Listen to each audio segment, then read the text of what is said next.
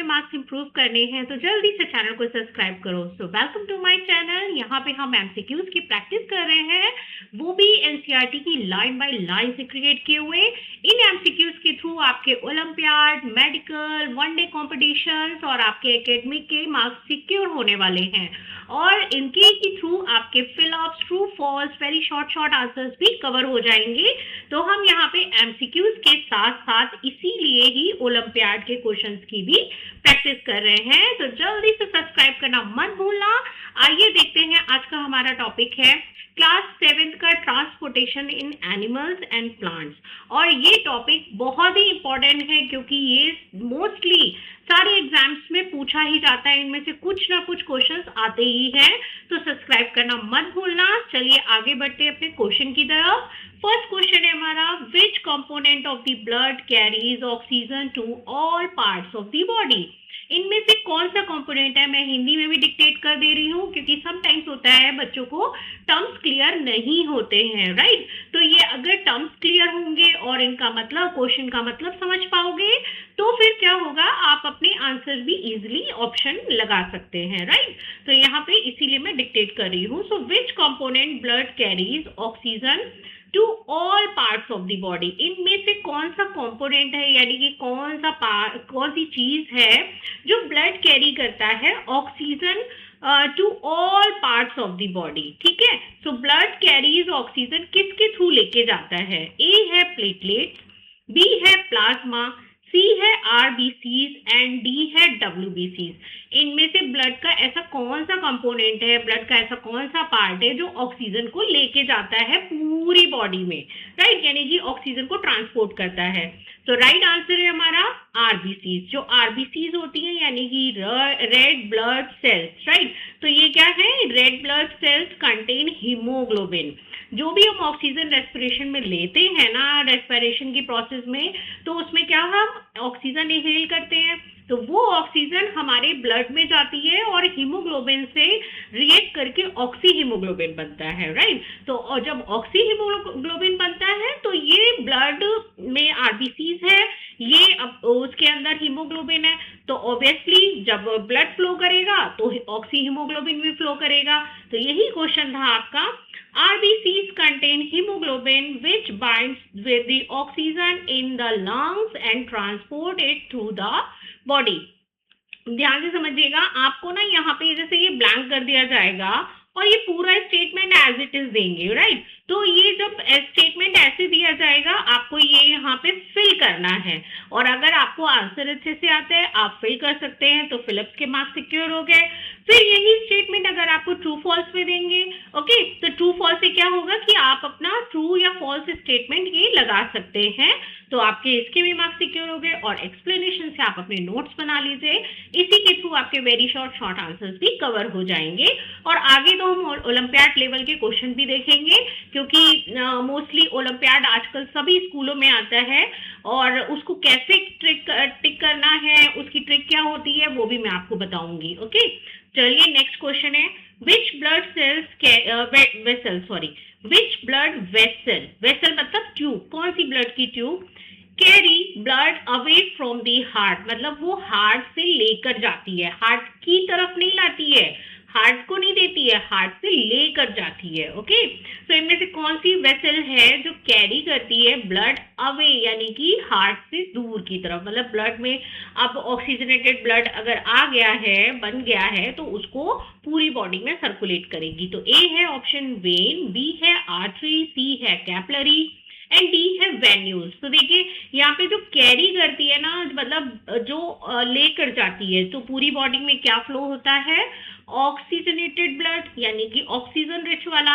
अब थोड़ा सा ब्रेन यूज करिए कि ऑक्सीजन रिच ब्लड किस में होता है, वेन्स में कि आर्टरीज में। तो आंसर है हमारा आर्टरीज। ओके, ये आर्टरीज हैं जो कि कैरी ऑक्सीजन रिच ब्लड यानी कि ऑक्सीजनेटेड ब्लड को कैरी करती है, मतलब हार्ट से लेके जाती है। जब हार्ट क्या करता है कि हार्ट में जब जैसे ही जो ब्लड है उसका प्यूरिफिकेशन हो जाता है, जो डीऑक्सीजनेटेड ब्लड है वो ऑक्सीजनेटेड में कन्वर्ट हो गया, तो फिर उसके बाद आर्टरी जो है वो पूरी बॉडी में ब्लड को फ्लो करती हैं। So arteries carry oxygenated oxygen rich blood from the heart to the different body part except the pulmonary artery. यहाँ पे भी देखिए एक्सेप्शन है, अपवाद हर जगह होता है, राइट। तो यहाँ पे एक जो पल्मोनरी आर्टरी है ना, ये रिलेटेड है हमारी लंग्स से, ठीक है, ये हमारे लंग्स में होती है। तो एक ही आर्टरी ऐसी है हमारी पूरी बॉडी में जिसमें कि डीऑक्सीजनेटेड ब्लड होता है, बाकी सब में ऑक्सीजनेटेड ब्लड होता है, राइट।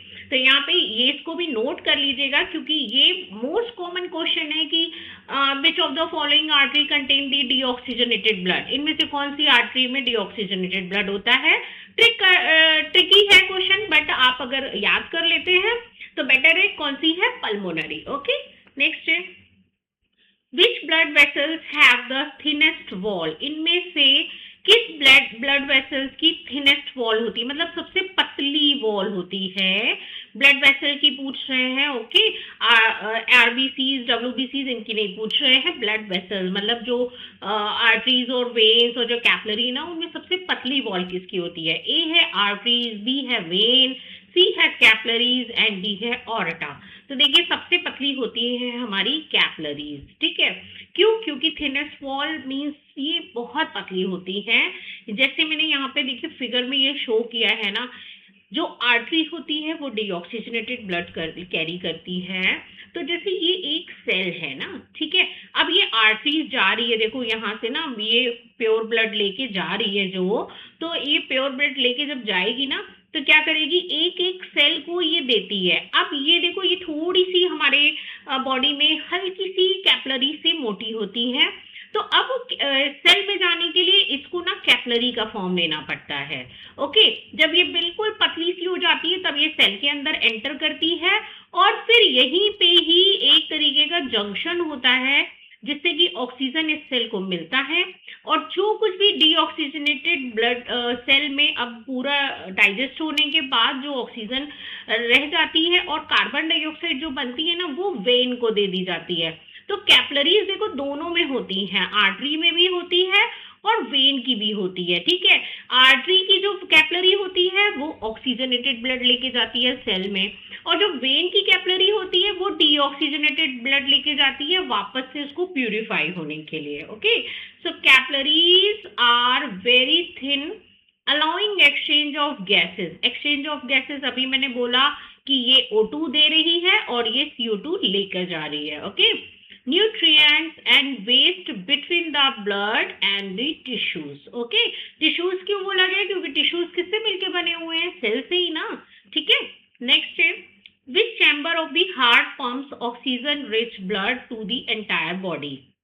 इनमें से कौन सा हार्ट का चैम्बर है जो पंप करता है ऑक्सीजन रिच ब्लड को पूरी बॉडी में।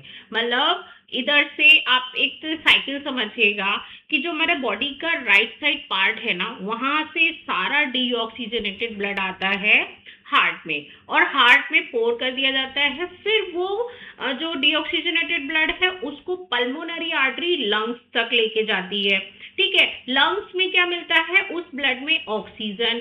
अब जब मिल गया है तो वो हमारे लेफ्ट साइड वाले लेफ्ट वेंट्रिकल में आ जाएगा, ठीक है। तो उसके बाद लेफ्ट एट्रियम और लेफ्ट वेंट्रिकल में, तो उसके बाद फिर लेफ्ट साइड से फिर पूरी बॉडी में सर्कुलेट कर दिया जाता है।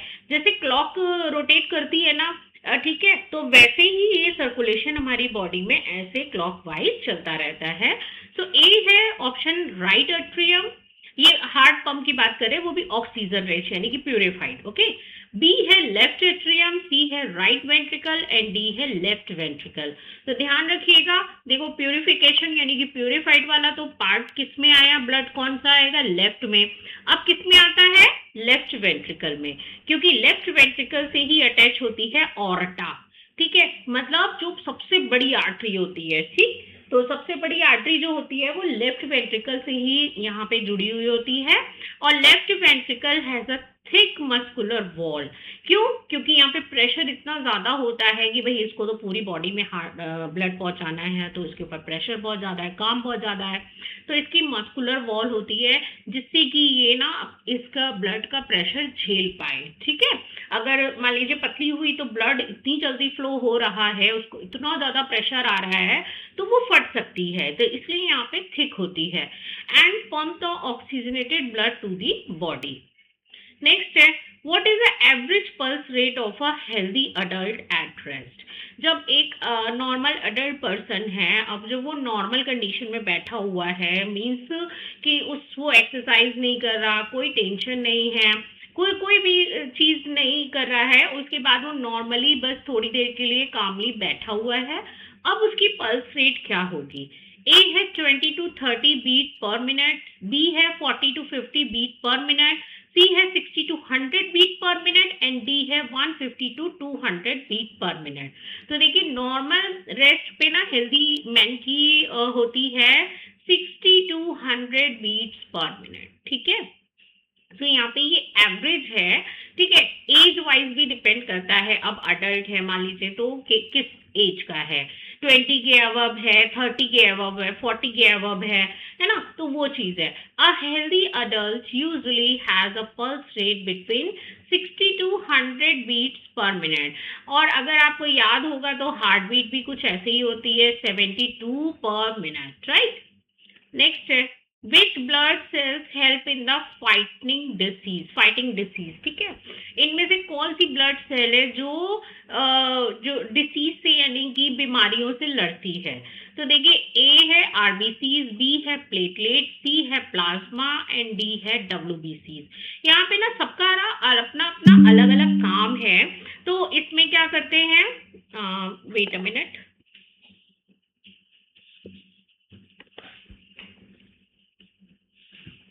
यस सॉरी, यहाँ पे जो इन डब्ल्यूबीसीज और आरबीसीज का अपना अपना वर्क होता है, तो इसमें है आरबीसीज, प्लेटलेट, सी है प्लाज्मा एंड डी है डब्ल्यूबीसीज। तो याद रखिए, देखिए आरबीसीज का आपने देखा कि ये ऑक्सीजन रिच ब्लड सप्लाई करता है, ओके, और प्लेटलेट्स अभी मैं बताऊंगी, प्लाज्मा न्यूट्रिएंट सप्लाई करता है, और डब्ल्यूबीसी जो है यहाँ पे वो सप्लाई करता है ये फाइटिंग कंपोनेंट्स। ठीक है, तो डब्ल्यूबीसी में ऐसे कंपोनेंट्स होते हैं जो कि डिसीज यानी कि बीमारियों से लड़ते हैं। तो यहाँ पे आंसर है हमारा डब्ल्यूबीसीज। White blood cells protect the body from germs and infection. यहाँ पे देखिए दिया हुआ है fight infection, immune surveillance. Immune surveillance का मतलब होता है जो भी हमारी बॉडी में अगर कोई फॉरेन पार्टिकल, डस्ट पार्टिकल आया है तो उसको ना ये रिकॉग्नाइज करता है कि ऐसा कौन सा पार्टिकल हमारी बॉडी में आया हुआ है। फिर आता है वाउंड हीलिंग। अब जो वाउंडिंग की मतलब जब जैसे कोई चोट लग जाती है तो उसको हील कैसे करना है, उसको सही कैसे करना है, तो इसका काम डब्ल्यूबीसी का है। इन्फ्लेमेटरी रिस्पॉन्स, अगर कहीं पे भी आपके मसल्स क्रैम्प हो गया है या फिर आपको स्वेलिंग हो गई है, ये इन्फ्लेमेटरी, आप कहीं पे भी मतलब आंट स्टिंग जो होता है वहां पे भी ये बिल्कुल मॉनिटर करती है। तो डब्ल्यूबीसी का काम क्या है, बिल्कुल एक तरह गार्ड की तरह है। ठीक है, गार्जियन की तरह है कि कौन आया है घर में, कौन सही है कौन नहीं है, ठीक है, किसका मतलब कौन आपके लिए कोई खतरा, डेंजर तो नहीं है, तो उसकी सारी गार्डिंग कौन करता है, डब्ल्यूबीसी। नेक्स्ट है, what is the main function of platelets. Platelets का मेन फंक्शन क्या है? इनमें से ए है कैरी ऑक्सीजन, बी है फाइट डिसीज, सी है क्लॉट ब्लड एंड डी है कैरी फूड्स। तो यहाँ पे देखिए प्लेटलेट्स का मेन फंक्शन है हमारा क्लॉटिंग द ब्लड। देखिए जब भी कभी ना चोट लग जाती है तो ये जैसे हमारे ना सेल है, ठीक है, अब जब चोट लग गई है या कोई भी स्क्रैच हो गया है, कट लग गया है, तो उस टाइम पे क्या होगा, ये यहाँ पे मान लीजिए स्क्रैच हो गया तो ये सेल जो है आपस में डिस्कनेक्ट हो गई, ठीक है, ये कुछ इस तरीके से हो गई। और जब डिस्कनेक्ट हो गई तो यहाँ से ना ब्लड फ्लो होने लगा। अब क्या होता है कि ये जो प्लेटलेट्स होते हैं ना, ये एक तरीके के फाइब्रिन जनरेट करते हैं विटामिन के की हेल्प से। तो फाइब्रिन का काम क्या होता है? फाइब्रिन मतलब थ्रेड। जैसे मम्मा लोग घर पे ना अगर कोई भी चीज कपड़ा कट गया है तो उसकी सिलाई करती है ना थ्रेड से, तो उसको वैसे ही यहाँ पे जो प्लेटलेट्स होती है ना, वैसे ही आके सेम क्राइटेरिया होता है, एक तरीके का फाइब्रिन प्रोड्यूस करती है, फाइब्रिनोजेन। और उसमें उससे क्या करते हैं कि उस जगह पे पूरा का पूरा नेट बना देता है, जिससे कि क्या होता है कि जो आरबीसी अभी जो निकल रहा था ना, ब्लड जो निकल रहा था ना, तो जब ये यहाँ पे ना एक तरीके का नेट जाल बना देगा तो ये यहाँ पे निकल नहीं पाती, और थोड़ी देर में क्या होता है, ब्लड निकलना बंद हो जाता है, ठीक है। तो यहाँ पे इसीलिए ब्लड क्लॉटिंग बहुत जरूरी होती है, जिससे कि क्या है, अगर आपके कहीं कट लग गया तो ब्लड ही लॉस हुए जा रहा है, पूरी बॉडी से ब्लड निकल जाएगा।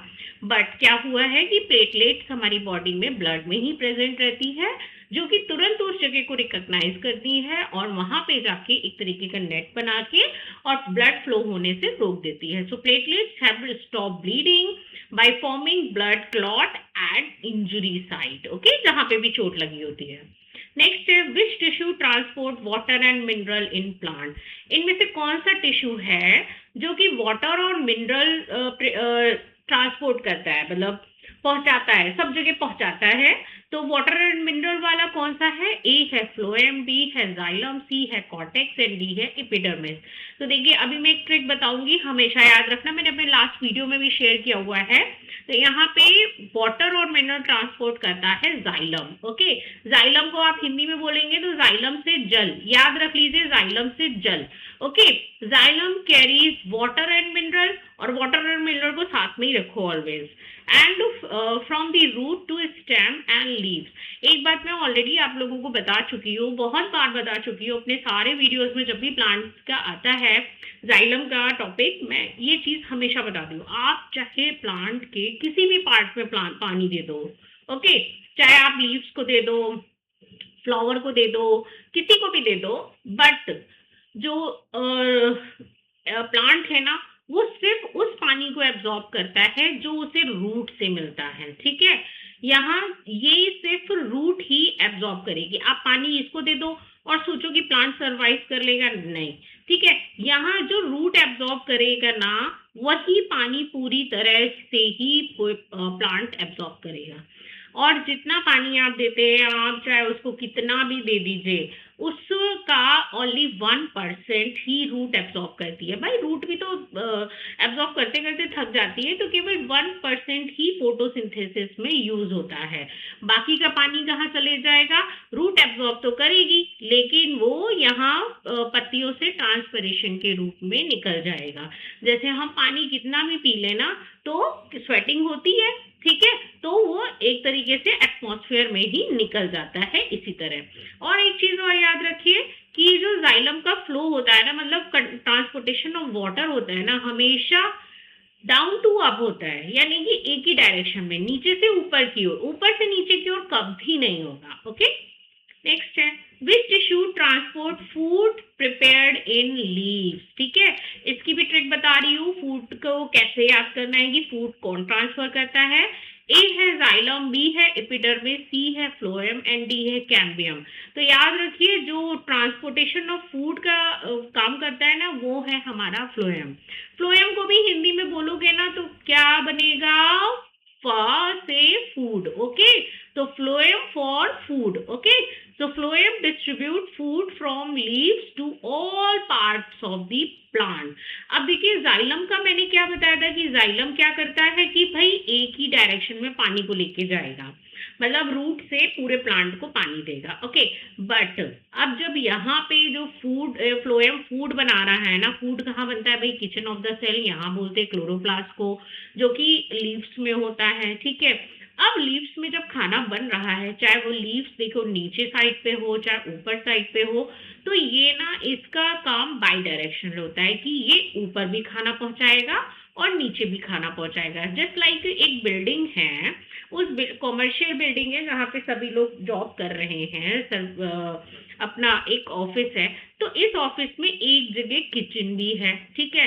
अब इस किचन में जो भी खाना बनेगा कैंटीन में, वो ऊपर के फ्लोर के लोग भी खाएंगे और नीचे के फ्लोर के लोग भी खाएंगे। ओके, तो फ्लोएम का क्या समझ गए ना आप कि फ्लोएम जो है, खाना तो देखिए सभी को चाहिए, तो वो इस तरीके से बाई डायरेक्शनल ऊपर भी ट्रांसफर होगा और नीचे भी रूट को भी दिया जाएगा, क्योंकि भाई रूट भी तो काम कर रही है, ठीक है, तो दोनों डायरेक्शन में होता है। नेक्स्ट है the loss of water in the form of vapour from leaves is called. जो लॉस होता है वाटर का वेपर की फॉर्म में लीव्स के थ्रू, इसको क्या कहते हैं? ए है रेस्पिरेशन, बी है फोटोसिंथेसिस, सी है जर्मिनेशन एंड डी है ट्रांसपायरेशन। तो लॉस ऑफ वाटर मतलब पानी का लॉस होना, पानी का निकलना। देखिए अभी मैंने एग्जांपल दिया था कि जैसे हम स्वेटिंग करते हैं वैसे ही प्लांट भी स्वेटिंग करते हैं। ओके, मतलब रूट जो पानी एब्जॉर्ब कर रही है, तो पूरा का पूरा प्लांट तो नहीं ले रहा, वो क्या करेगा, एक्सेस वाटर को एटमॉस्फेयर पे लूज कर देता है, छोड़ देता है, ठीक है। इस प्रोसेस को बोलते हैं transpiration. Okay, so water evaporate from leaf surface through stomata creating transpiration pool. Okay, यहाँ पे देखिए ट्रांसपायरेशन पूल इसलिए बोला जा रहा है, पुल है सॉरी, ठीक, पुल, पुल को क्या होता है, पुल मतलब खींचना। तो जैसे यहाँ पे ये आपने पानी दिया और रूट एब्जॉर्ब कर रही है, ठीक है। अब जैसे ही यहाँ पे पानी की कमी हो जाती है ना, तो ये रूट से खींचने लगता है, तो इसी खींचने को क्या बोल रहे हैं, ट्रांसपायरेशन पूल, ठीक है। नेक्स्ट है which force help water move upward in tall plants. इनमें से कौन सा फोर्स ऐसा है जो वाटर को ऊपर की तरफ खींचता है, लंबे यानी कि ऊंचे ऊंचे पेड़ों में। ट्रीज तो आपने देखे हैं, मैनियन ट्री देखा होगा, बहुत ऊंचे ऊंचे ट्री होते हैं, यूकलिप्टस देख लीजिए, तो अल्टीमेटली उसमें भी क्या होता है कि टिप तक पानी जाता है। ओके, उसकी जो बिल्कुल मैक्सिमम हाइट होगी ना, वहां तक भी पानी जाता है, तो वो किस फोर्स के थ्रू जाता है, ग्रेविटी, बी है ट्रांसपैरेशन पुल, और सी है फ्रिक्शन एंड डी है मैग्नेटिज्म। तो देखिए यहाँ पे जो पानी एब्जॉर्ब रूट कर रही है वो मैक्सिमम हाइट तक जाता है ट्रांसपायरेशन पुल के जरिए ही, ठीक है। क्यों? क्योंकि यहाँ पे जितनी भी हाइट होगी रूट एब्जॉर्ब करके और सीधे टिप को देती ही देती है, और जो देती क्या है, ये अपनी अपनी तरफ से एक तरीके का खिंचाव आता है कि ऊपर पानी की जरूरत है।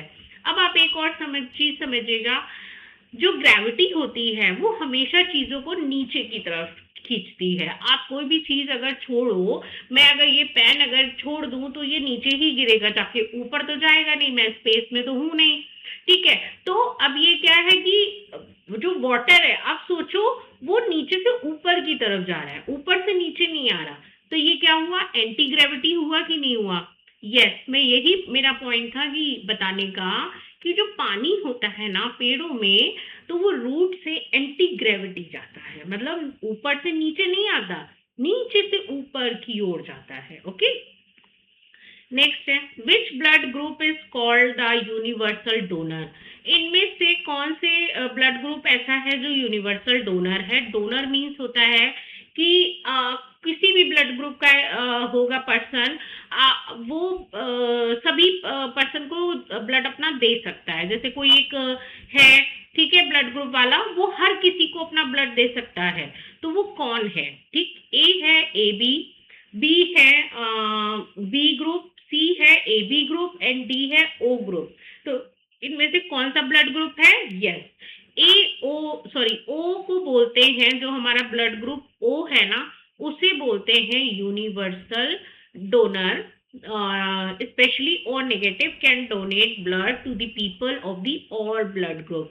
आप देख सकते हैं, ये देखो ओ है ना, तो ये ओ को भी दे सकता है, ओ ए को भी दे सकता है, ओ बी को भी दे सकता है, और ओ ए बी को भी दे सकता है, ठीक है। और तो फिर ये इसीलिए क्या बना, ये यूनिवर्सल डोनर।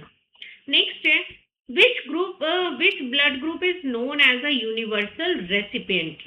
रेसिपिएंट बोले या एक्सेप्टर बोले कि ऐसा कौन से ब्लड ग्रुप के पर्सन होते हैं जो सभी से ब्लड ले सकते हैं? अभी तो वो देने वाला था, अब लेने वाला है, ठीक है। तो ऑप्शन है ए ओ, बी है ए एंड सी है ए बी और डी है हमारा बी। तो यहाँ पे राइट आंसर है ए बी, ठीक है। आप देख सकते हैं ए बी, देखो ओ से भी ले रहा है, ठीक, ए से भी ले रहा है, बी से भी ले रहा है और ए बी से भी ले रहा है। तो मोस्टली रेसिपिएंट कौन सा है? ये है। और डोनर कौन सा है? ये है भाई। So people with the blood group AB can receive blood from the all blood groups people.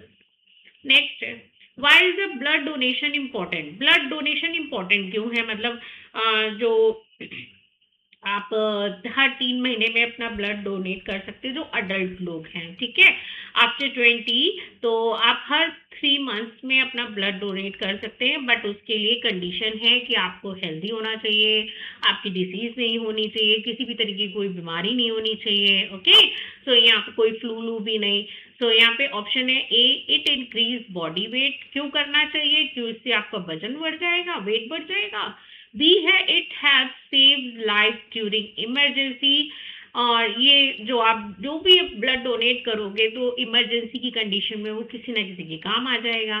सी है, इट चेंज ब्लड ग्रुप। आप ब्लड डोनेट करोगे तो आपका ब्लड ग्रुप चेंज हो जाएगा।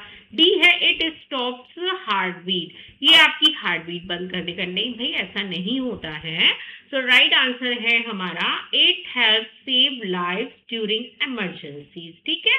आपको लगता है आपकी बॉडी हेल्दी है तो आप ब्लड डोनेट कर सकते हो। ये वो जो आप डोनेट करोगे ना ब्लड, वो समटाइम्स होता है कि किसी के ज़्यादा ब्लड लॉस हो गया, एक्सीडेंट हो गया, इमरजेंसी है, उसको ब्लड चाहिए, तो अल्टीमेटली इसीलिए आजकल ब्लड बैंक भी होते हैं कि आप जाइए अपना ब्लड डोनेट कर दीजिए और वो आपका ब्लड जो है वो संभाल के रखेंगे और जिस भी पर्सन को ज़रूरत होगी तो वो ब्लड बैंक से आपका ब्लड ले लेगा, ओके। तो यहाँ पे है, donate blood is use during surgeries, accidents and treatment of the various diseases.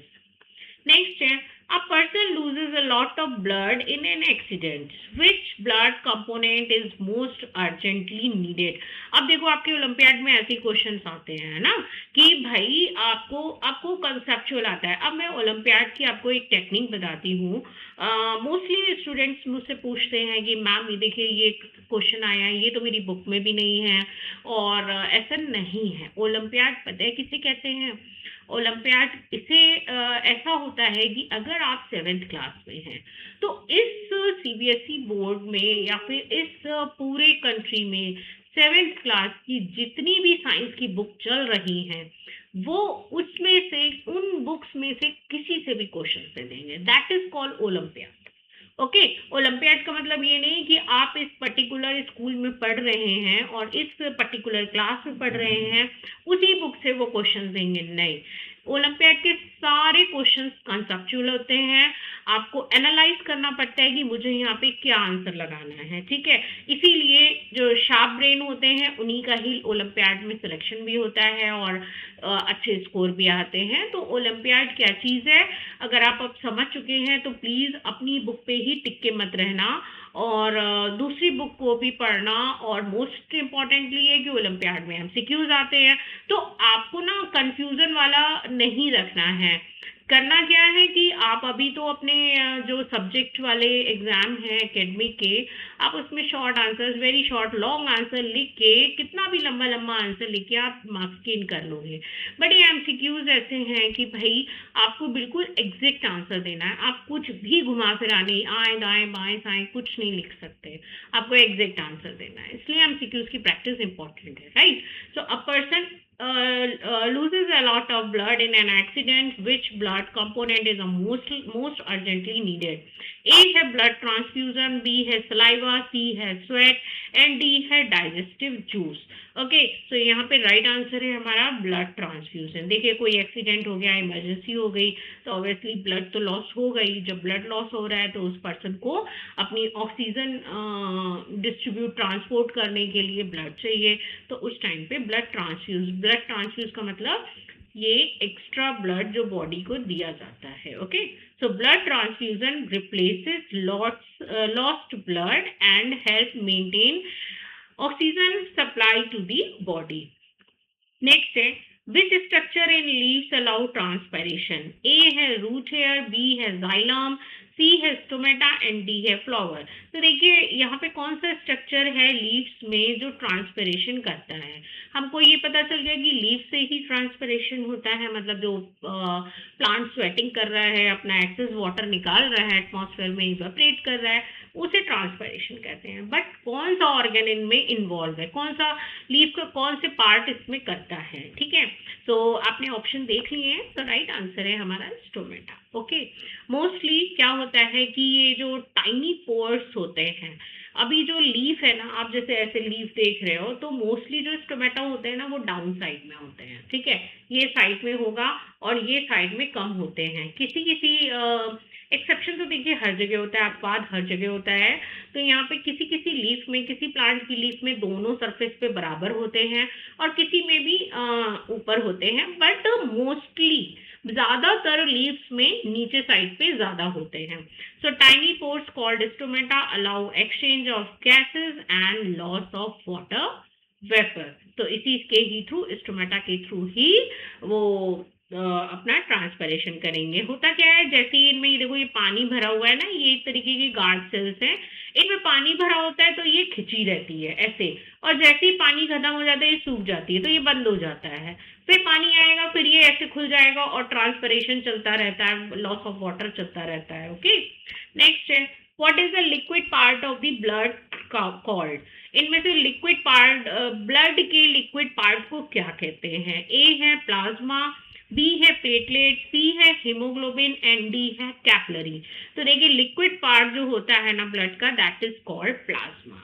ये ब्लड है, ऐसे ही लेके जाते हैं ना, जब आप लैब से किसी को बुलाते हो कि आज ब्लड टेस्ट करना है, आपके घर में कोई होगा बड़ा, तो पर्सन ऐसे ही ट्यूब में लेके जाते हैं। इस ट्यूब में ऑलरेडी एंटीकोगुलेंट होता है, जिससे कि एंटीकोगुलेंट का मतलब कि ब्लड कोगुलेट नहीं होगा, वो लिक्विड ही बना रहता है, मतलब क्लॉटिंग नहीं होती है। ओके, सो इस ब्लड को, अगर इसमें एंटीकोगुलेंट नहीं है, नॉर्मल ट्यूब है ये, तो क्या होगा, आप ये एक्सपेरिमेंट करके भी देख सकते हो, बट उसके लिए ना इस तरीके की ट्यूब चाहिए होती है। थोड़ा सा ब्लड, अब जबरदस्ती नहीं, अपने कजिन का निकाल लो या फिर किसी भी मतलब इनोसेंट पर्सन का हमें खून लेना है, ठीक है, नहीं ऐसे नहीं, ये लैब में ही होता है, ऐसे किसी को परेशान नहीं करते।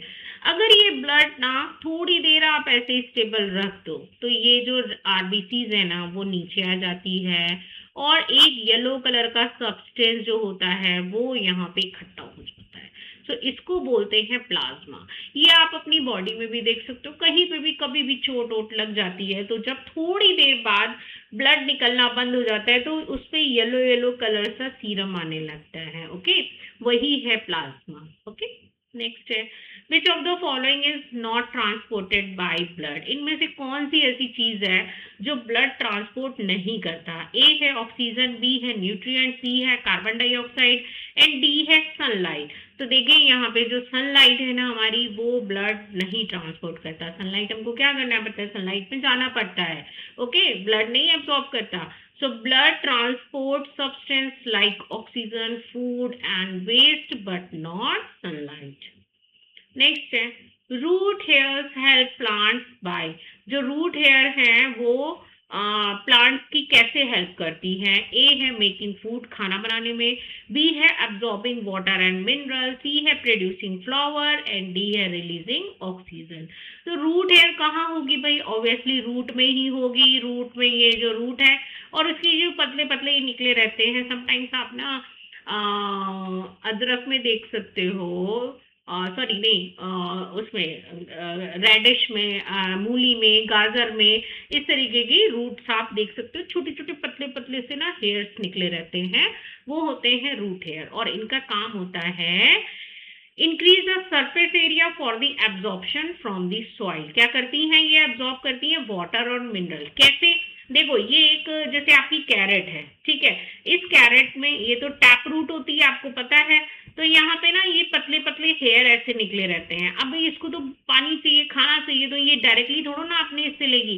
क्या करेगी? ये रूट हेयर यहाँ से ना सॉइल में बिल्कुल धंसे रहते हैं और यहीं से पानी को एब्जॉर्ब करते हैं। ओके, ये देखो ये है ना लास्ट में रूट हेयर, और ये पानी को एब्जॉर्ब कर रहे हैं और ये पूरी तरह फैल जाती है इधर उधर। आप बहुत जो आपके आस पड़ोस में पुराना प्लांट होगा ना, पुराना ट्री होगा, तो वो क्या करेगा कि रूट्स को एब्जॉर्ब करेगा। ठीक है, नेक्स्ट है, if the xylem vessels are blocked in a plant stem which effect will appear first. इनमें से if the xylem vessels are blocked, अगर जाइलम वेसल्स को ब्लॉक कर दिया जाए, जाइलम वेसल्स क्या कर रही है? जाइलम वेसल्स पानी का ट्रांसपोर्ट कर रही है, ठीक है, यानी कि पानी को एब्जॉर्ब कर रही है और पूरे पार्ट्स में प्लांट में पानी को पहुंचा रही है। अगर उसको ब्लॉक कर दिया जाए in a plant stem, which effect will appear first, क्या देखने को सबसे पहले मिलेगा? ए है फूड ट्रांसपोर्ट स्टॉप्स, खाना ट्रांसपोर्ट होना बंद हो जाएगा। बी है वाटर ट्रांसपोर्ट डिक्रीजेस। सी है seeds formation increases and D है फोटोसिंथेसिस इंक्रीजेस। तो देखिए जो भी जाइलम है, आपको मैंने ट्रिक बताई है, जाइलम फॉर जल कंडक्शन। ओके, तो यहाँ पे पानी का कंडक्शन क्या होगा? पानी का ट्रांसपोर्टेशन कम हो जाएगा। So xylem carries water and mineral from the roots to the leaves. Next है, which blood vessels carry oxygen rich blood from the lungs to the heart। इनमें से कौन सी ब्लड वेसल्स है जो ऑक्सीजन रिच ब्लड को from lungs to the heart, ठीक है, oxygen rich बोल रहे हैं, आप ध्यान रखिएगा, हमने जो पहले डिस्कस किया है, अभी मैं वो भी बताऊंगी आपको, फिर से एक बार रिकॉल कराऊंगी।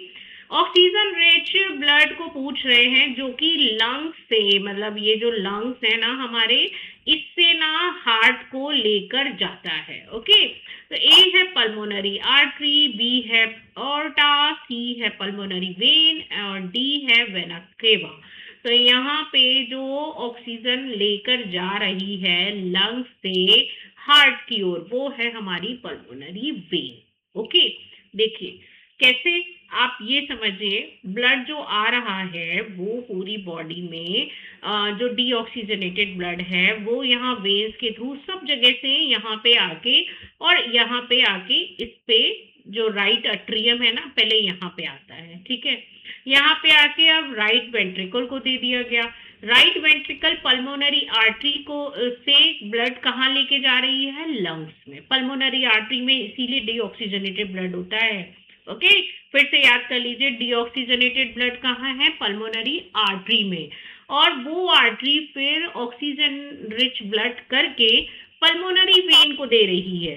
ओके, तो इसीलिए पल्मोनरी वेन में कैसा ब्लड है? अब ऑक्सीजनेटेड, और फिर वो ऑक्सीजनेटेड ब्लड अट्रियम को दिया जाएगा और फिर लास्ट यहाँ पे राइट वेंट्रिकल को देके पूरे में यहाँ से देखो ये सप्लाई कर दिया जाता है, और ये नीचे भी जाता है बॉडी में और यही ऊपर भी जाता है। आपकी बॉडी केवल यहीं तक नहीं है, यहाँ तक ही रख दिया गया। ब्रेन में भी ब्लड का फ्लो और ऑक्सीजन पहुंचना बहुत जरूरी है। ओके, तो यहाँ पे यही चीज बोली गई है। आप ऐसे याद कर लो कि बॉडी की सारी आर्टरी में ऑक्सीजनेटेड होता है, बट एक पल्मोनरी आर्टरी है जिसमें कि डीऑक्सीजनेटेड ब्लड है। बॉडी की सारी वेन्स में डीऑक्सीजनेटेड होता है, बट एक पल्मोनरी वेन ऐसी है जिसमें कि ऑक्सीजनेटेड ब्लड है। ओके, तो यहाँ पे pulmonary vein are the only vein carry oxygenated blood. Next है, a person has low platelet count, what problem is most likely. अगर किसी पर्सन में बहुत प्लेटलेट काउंट बहुत ही कम हो गया है तो उसे क्या परेशानी हो सकती है? ए लेस ऑक्सीजन ट्रांसपोर्ट, बी है फ्रीक्वेंट इन्फेक्शन, सी है एक्सेसिव ब्लीडिंग, डी है हाई ब्लड प्रेशर। तो अगर किसी भी पर्सन के बहुत ही कम प्लेटलेट्स बची है तो प्रॉब्लम हो सकती है एक्सेसिव ब्लीडिंग की, क्योंकि हम पहले भी देख चुके हैं कि प्लेटलेट्स क्या करते हैं कि एक तरीके का नेट बनाती है कि हमारी जो सेल्स कट गई है ना उसके ऊपर सिलाई कर देगी और उसको आरबीसीज और बाकी ब्लड लॉस होने से रोक लेता है। तो अगर प्लेटलेट्स कम बन रही है तो उसको क्या हो जाएगा, एक्सेसिव ब्लीडिंग होगी और ब्लड उसका रुकना फ्लो होना बंद नहीं होगा। So platelets help in blood clotting.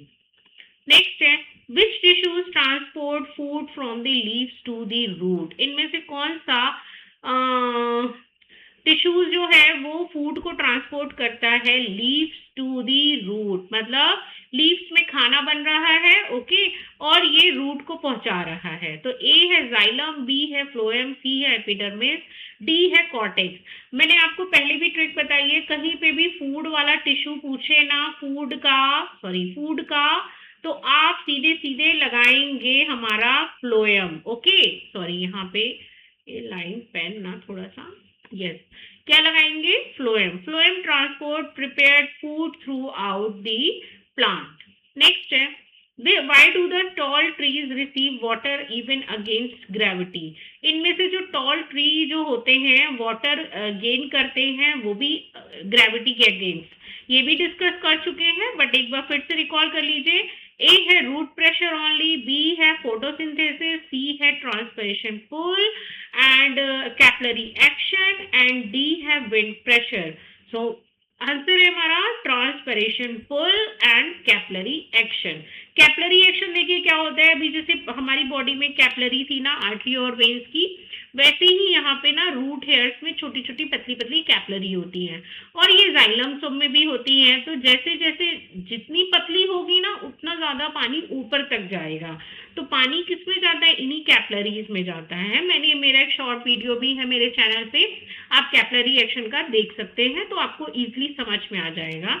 So transpiration pull and capillary action are the physical and the biological process that work together to move water upward through a plant's xylem against gravity. Next है, which blood component transports digested nutrients. इनमें से कौन सा blood का part है जो digested nutrients को supply करता है, मतलब उसका ट्रांसपोर्टेशन करता है। ए है आरबीसीज, बी है डब्ल्यूबीसीज, सी है प्लेटलेट्स एंड डी है प्लाज्मा। तो इनमें से कौन सा है भाई, यस, प्लाज्मा। देखिए आपको आरबीसीज का काम पता चल गया। आरबीसीज क्या करती हैं, ऑक्सीजन सप्लाई करती हैं, ऑक्सी हीमोग्लोबिन बनाती है, और यस सरफेस एरिया प्रोवाइड करती है। डब्ल्यूबीसीज क्या करती है, एज अ गार्जियन घर का, ठीक है, कौन आ रहा है कौन जा रहा है, कौन हार्मफुल है कौन डेंजरस है कौन यूजफुल है, उसका ध्यान रखेगा। प्लेटलेट्स क्या करती है, प्लेटलेट्स सिलाई का काम करती है, ठीक है, जहां कहीं भी होगा तो वो उसका नेट बनाना शुरू। अब आता है प्लाज्मा। प्लाज्मा क्या करेगा भाई, प्लाज्मा करता है न्यूट्रिएंट्स की supply, carries nutrients, hormones and the waste product, right? Plasma में जो ट्रांसपोर्ट करता है, आप चाहे कोई भी मेडिसिन खा रहे हो या आपके ब्लड में कोई चीज रह रही है, कोई भी हार्मफुल सब्सटेंस, तो वो प्लाज्मा के थ्रू रिकॉग्नाइज कर ली जाती है, ओके। नेक्स्ट है, during heavy exercise pulse rate increases because. जो हैवी एक्सरसाइज के टाइम पे पल्स रेट बढ़ जाता है, ऐसा क्यों होता है, मोर oxygen is needed bye muscles, B है blood becomes thicker, C है veins stop working and D है RBCs decreases। तो देखिए जो heavy exercises के टाइम पे हमको पल्स रेट एकदम से हम हाँफने लगते हैं ना, जल्दी जल्दी सांस लेने लगते हैं, तो पल्स रेट हमारा जो 60 to 100 BPM होना चाहिए वो उससे ज़्यादा हो जाता है। ऐसा इसलिए होता है क्योंकि ये हमारी जो मसल्स हैं उनको और भी ऑक्सीजन की ज़रूरत होती है। और ध्यान करिए, अगर आपने रेस्पिरेशन वाला वीडियो देखा होगा तो उसमें मैंने यही चीज़ मेंशन की है कि जब मसल्स को ऑक्सीजन प्रॉपर नहीं मिलती तब वो क्या बनाते हैं, लैक्टिक एसिड, अदरवाइज क्या बनेगा, कार्बन डाइऑक्साइड, ओके। सो यहाँ पे more oxygen is needed by the muscles during physical activity because working cell require rapid energy production, okay. अगर ऑक्सीजन प्रॉपर नहीं मिलेगी तो लैक्टिक एसिड होगा और क्रैम्प्स आ जाएंगे मसल्स में, इसलिए हम जल्दी जल्दी सांस लेते हैं जिससे कि प्रॉपर सप्लाई हो। सो अगर ये वीडियो आपको अच्छा लगा है और होपफुली आपके लिए यूजफुल भी होगा, so that is all for today. और चैनल को लाइक शेयर सब्सक्राइब करना मत भूलिएगा। So thank you so much for watching this video. मिलते हैं नेक्स्ट वीडियो में, धन्यवाद।